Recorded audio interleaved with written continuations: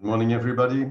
Thanks for being here. I'll do the presentation in English because we also have some French-speaking people.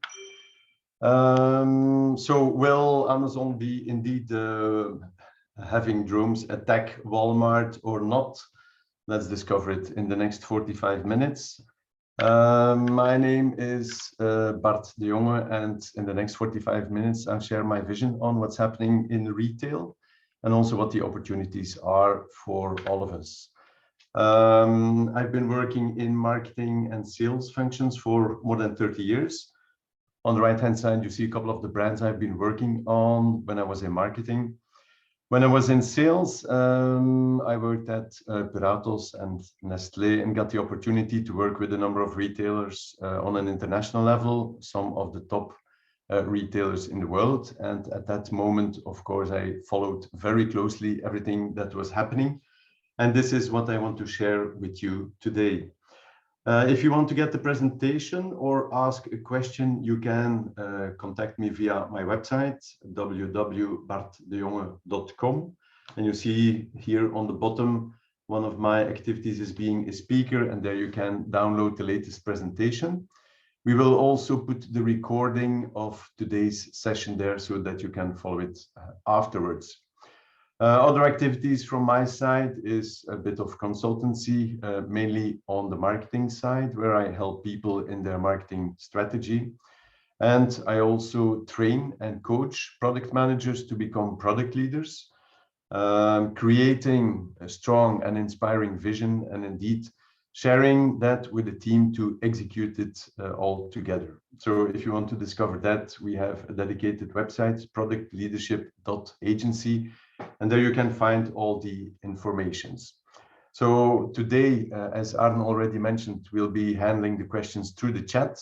But if you want to connect later on, feel free to contact me via the website and drop me a question, or if you want to have additional information, I can provide that with a lot of pleasure. Okay, so let's kick off. Let's zoom in on retail. The key messages is that classic retailers, they are really under attack from different angles. I'll share those angles with you, and they are changing dramatically. And it has been the biggest change for retailers since the last decade. Today, a lot of the transformation is focused on making shopping easier. And tomorrow, the focus will be, according to me, on delivering a personal experience by the retailers, and that will be the way to win the retail war. Small quiz before we dive in. So do you know these four people? So maybe you can see three Americans and one Asian people, very easy. On the left-hand side, top, we have Jeff Bezos of Amazon. On the right-hand side, we have Doug McMillon, who is the latest and the new CEO of Walmart. On the bottom left, you have Phil Knight, founder of Nike. And of course, on the right, you have Jack Ma from Alibaba. So those are the main characters. And we'll discover their vision on retail, starting with Nike, Phil Knight, who has a very simple vision. In his mind, retailers do not add a lot of value.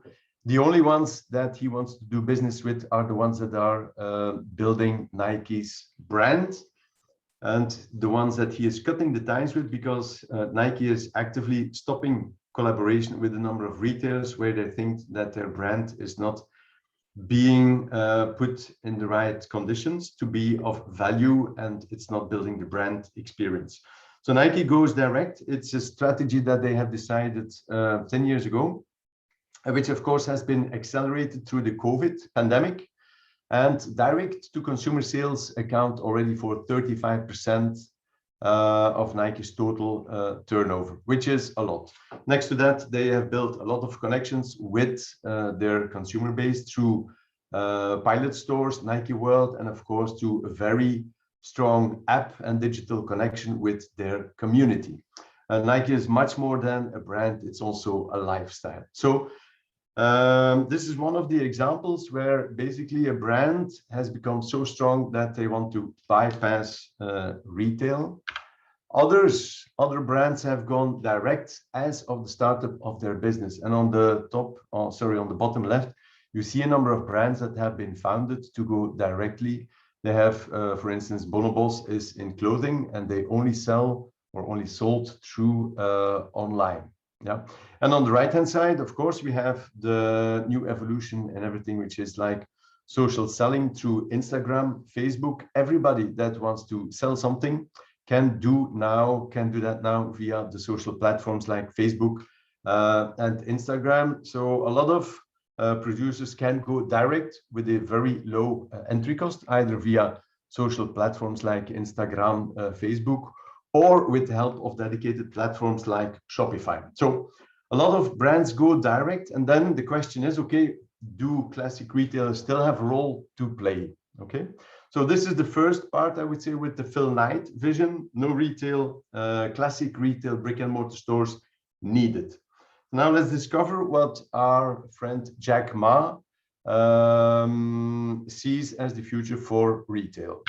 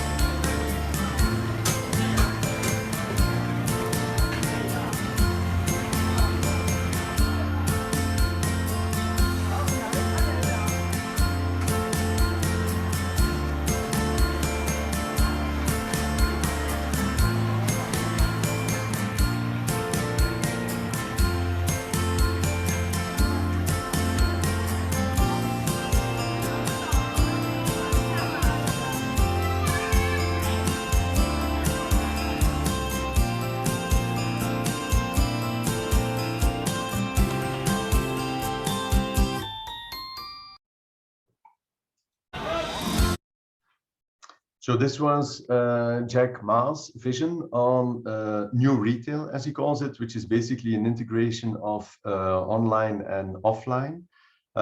You saw a couple of things in the clip, like a lot of attention for fresh food, like the seafood that we saw in the beginning of the clip, which is very important to Asian people. And that's something where they really want to judge the quality by themselves, by seeing, by looking at the quality of the fish.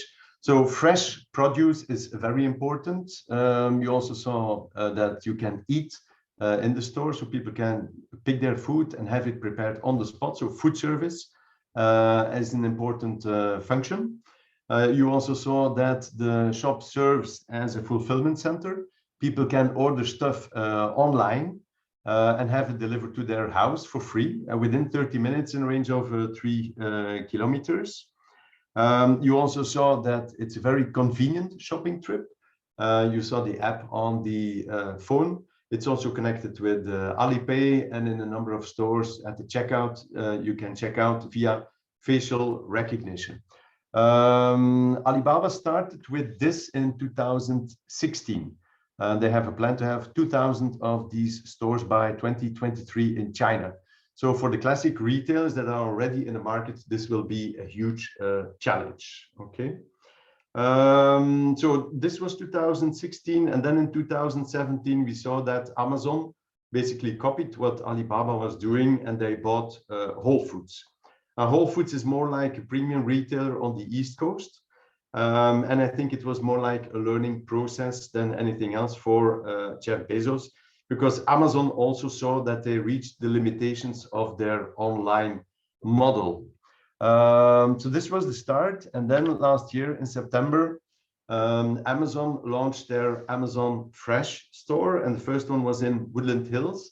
And we see a couple of elements that we also saw at the Alibaba store, the Hema or Hippo Fresh, with a lot of attention to fresh. And here you see that the fresh fish has been replaced by fresh vegetables and fruits, but it's still a lot of attention for the fresh section. On the left-hand side, you also see pizza baking. So it's in-store food service, the same as we saw at Hema. And it's also a fulfillment center. And we see a lot of attention for Alexa, because if you look at the top where you see need help, basically that's the connection with Alexa. And on the bottom right, you see a shopping cart, which is also very convenient because when you put the products in the shopping cart, it's automatically added to the overview of the products you have already bought. So at any moment, you can see what you already spent, and you can have the overview of the products that you already bought. So basically, this is a combination of online and offline. And in the same way that in China, the Hippo Fresh are a smaller type of stores than the average store in China. It's the same thing with the Amazon Fresh in Woodland Hills, which is smaller than the typical hypermarket which you find in the US. So to conclude, if you look at the leading online players, they both decided to go into physical shopping in brick and mortar stores, but they go for a smaller shop format. So it's not like the huge stores, no, they go for a smaller format. And that's also because they sell everything which is like non-food online. And there the store is only a fulfillment center, which serves for a seamless shopping trip. Okay, so a small store, a lot of focus on fresh, with also integration of food service, the integration of the online and the offline in any aspect that you can think of the shopping trip, and a lot of focus on convenience, making it as easy as possible to enter the shop, to do your shopping, and then to pay. So a lot of attention for convenience. So this is the shopping format as our friends, the online players, see it. So what was the reaction of the classic retailer? And the number one is, of course, Walmart. Walmart had been losing sales to Amazon for years before Doug McMillon came into power. He understood also that Amazon was taking away market share, so he reacted like a market leader should do. And basically on two levels. So a lot of online acquisitions to improve Walmart's presence online. They bought the largest competitor for Amazon, which is Jet, and then added a lot of brands that were online only, like the one that we saw earlier, Bonobos. So they improved the offer online, they improved the infrastructure. So they did a lot of acquisitions in the US and also outside, like Flipkart was a major acquisition for them in India.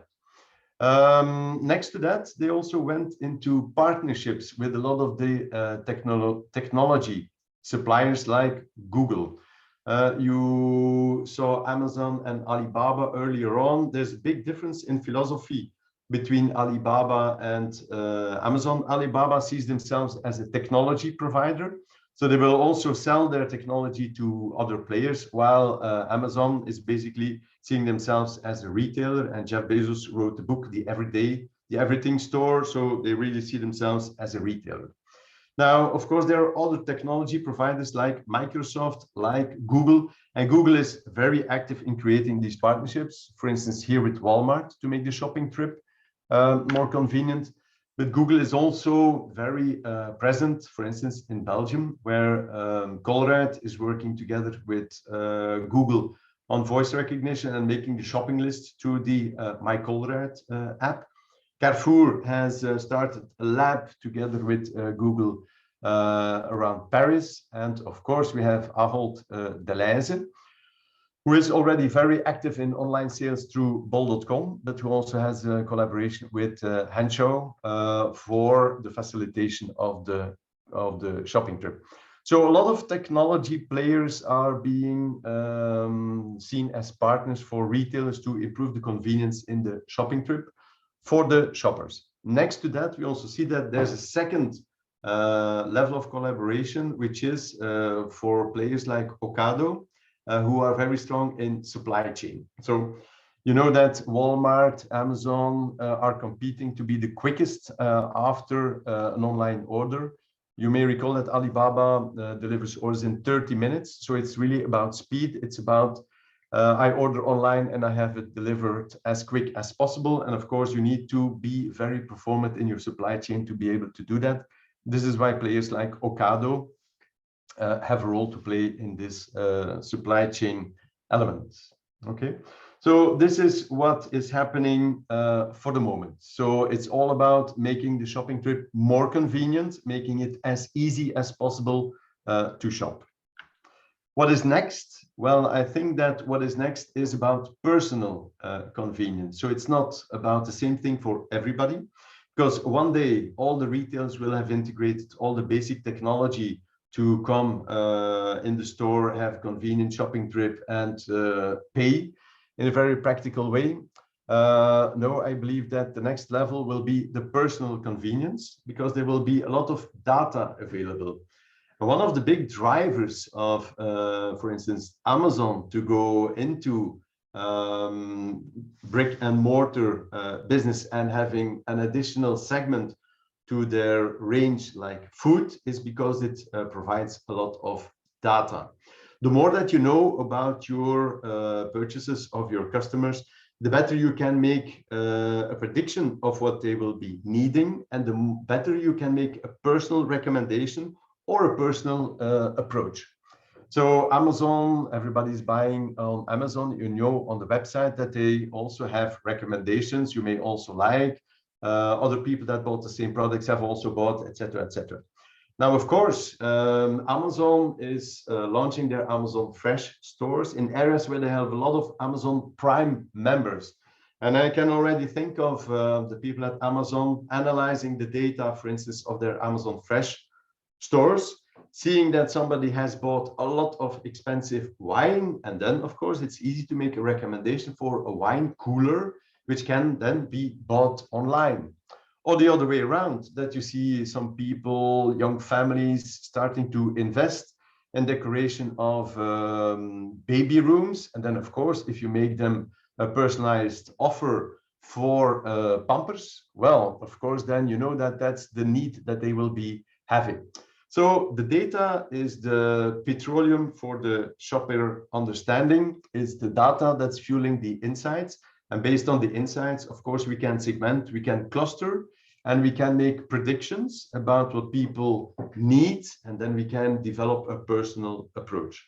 So I think this will be the next frontier. Of course, it's all about making use of the data and bringing that to life. And I think here, it's also an area where it's not only about retailers having all the data, but it will also be about collaboration with suppliers who have much more data on consumer behavior within their segment. So a combination of very horizontal data, a lot of data available on everything that people are buying, and combining that with a lot of vertical data, which are the really deep insights, I think can for sure help retailers be much more performant in the recommendations that they do and the prediction of the shopping behavior of their customers.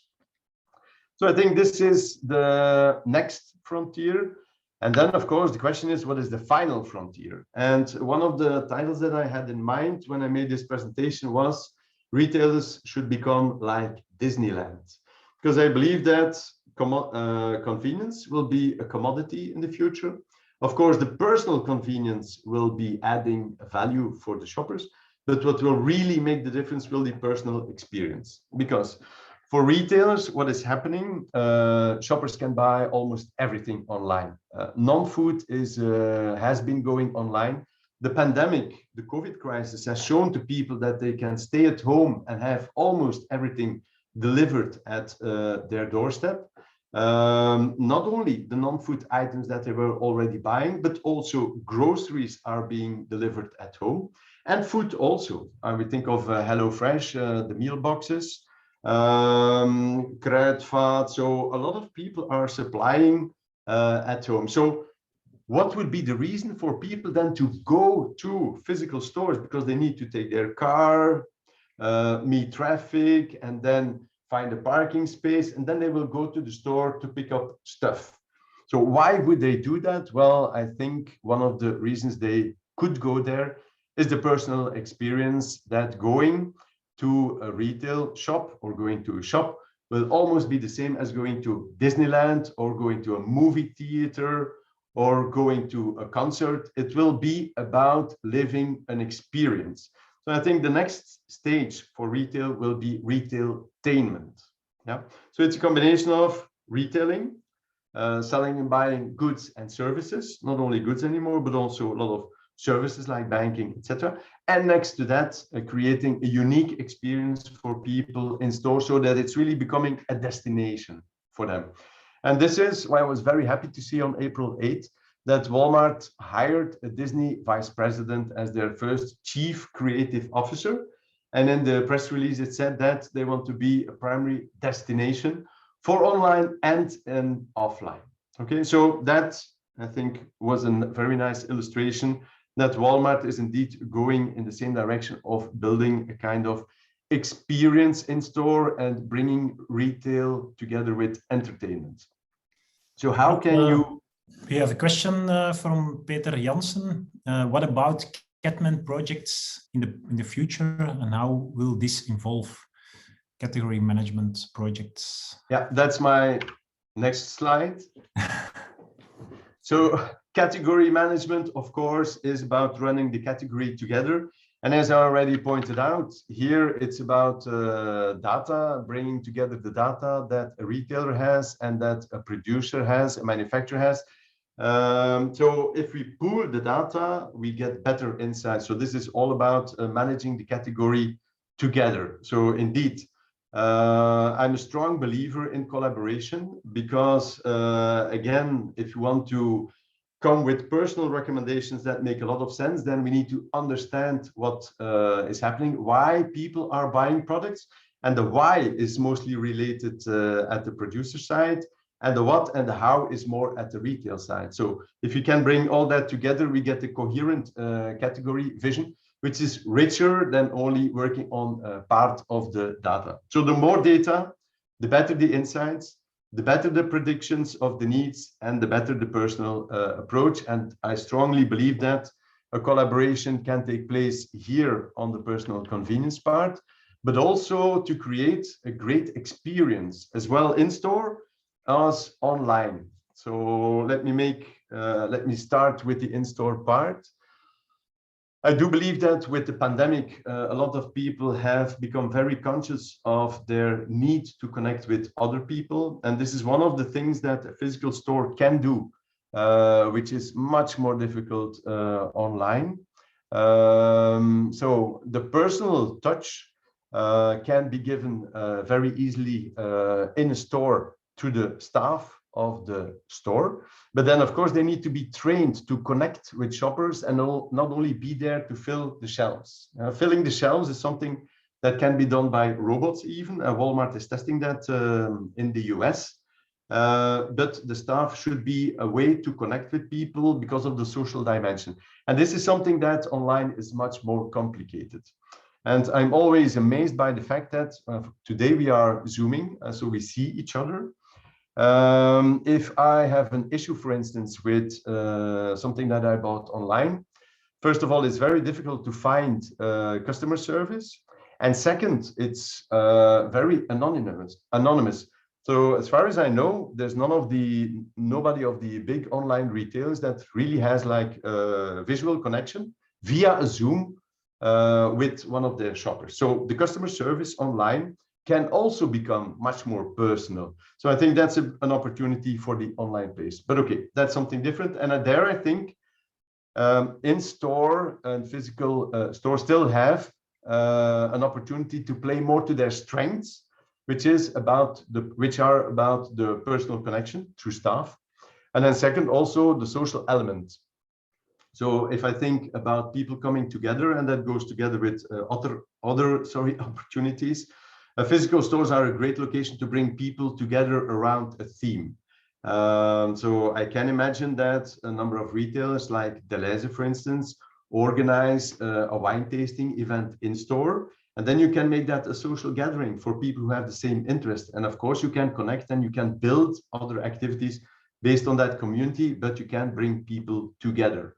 It's also, I recently read that if people go together to the stores, they also buy more. So they interact with each other and they buy more. So why not only invite the family, but also the friends and let people go shopping together, physically, make it an event. And then the third block that I put for the in-store, it's about the sensorial part, it's about tasting and feeling. So one of the big things that people can do in store, which they cannot do online, is have product tastings, have the judgment of the quality of the product, which is far better in the store than online. Let's take the case of avocados. If you want to have good quality avocado, you have to feel it, because otherwise you will not be able to judge if it's too hard or not. An avocado is expensive, and if you have to throw it away, it's a lot of money. Well, for somebody with a small salary, in any case. So sensorial, everything that has to do with tasting is a big opportunity for retailers to attract people in store and make it a memorable experience. Discovering new tastes, discovering new food products, discovering new fresh products is for sure a big opportunity. Events, there you can get activities in store, for instance, combined with demonstrations. Why not do a cooking course and invite one of the big celebrities? In Belgium, for instance, the most sold books are cooking books by Pascal Naessens, Piet Huizentruid. Well, if you can do a cooking demonstration together with one of the producers of food items, the Unilevers of this world, and then invite Piet Huizentruid to be in that store, I'm sure that will be attracting a lot of people. So events, demonstrations, in-store activities, in-store activation. I think there are a lot of opportunities to go back to an in-store experience that used to be there, but that has gone out of the system the last couple of years because everything needed to be more focused on efficiency and in-store optimization, focused on more efficiency than any other experience. I see there's a question. Yes, normally Stephanie can ask the question if she unmute herself.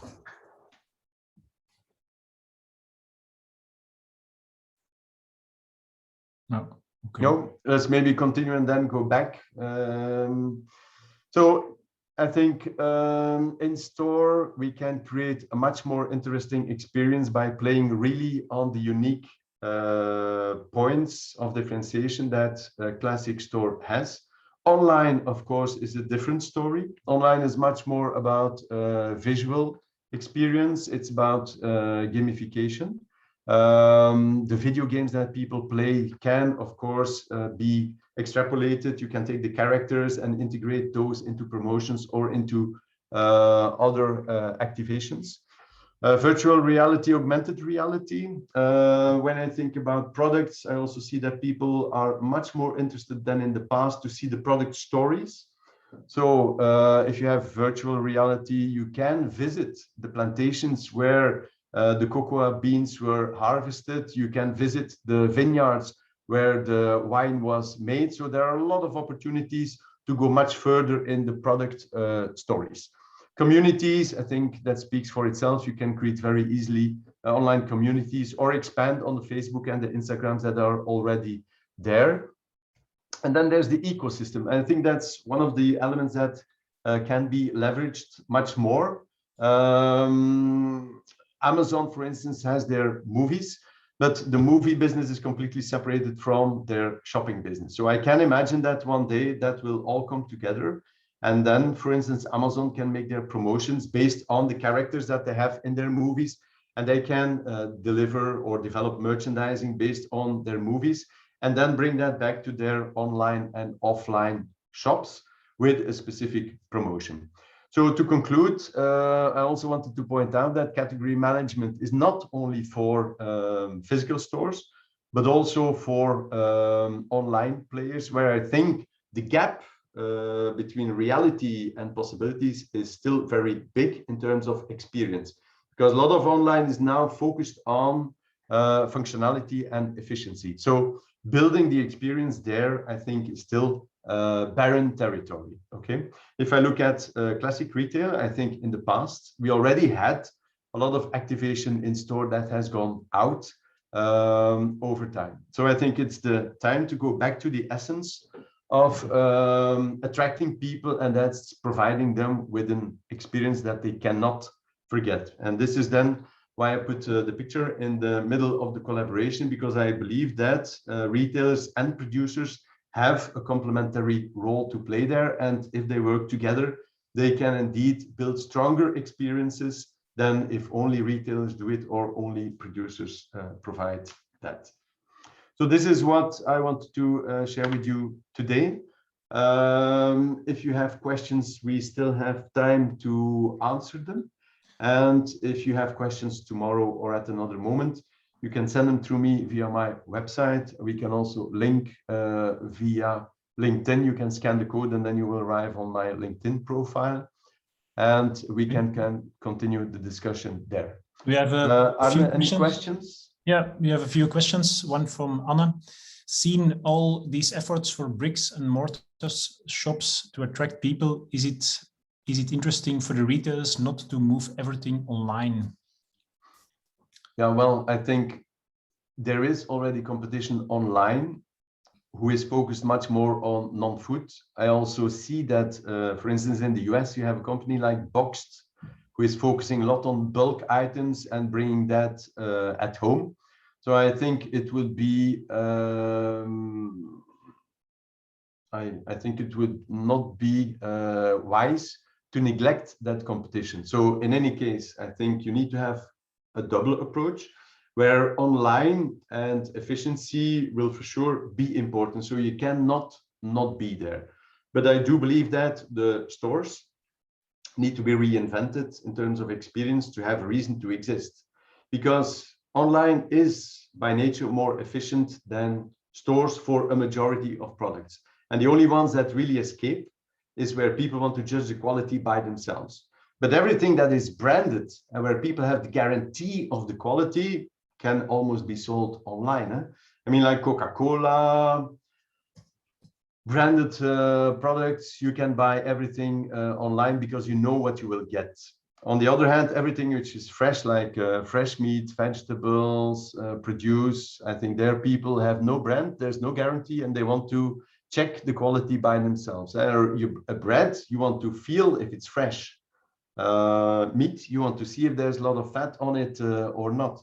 So in the fresh area, I think shops have for sure a role to play. But as a retailer, I think you need to be performant in all channels, because at the end of the day, a shopper is looking for a maximization of the value, which is like efficiency combined with experience. Okay, we have another question from Thomas van de Meulenbroeke. Do you see Colruyt, Belgian top retailer, moving towards these in-store evolutions?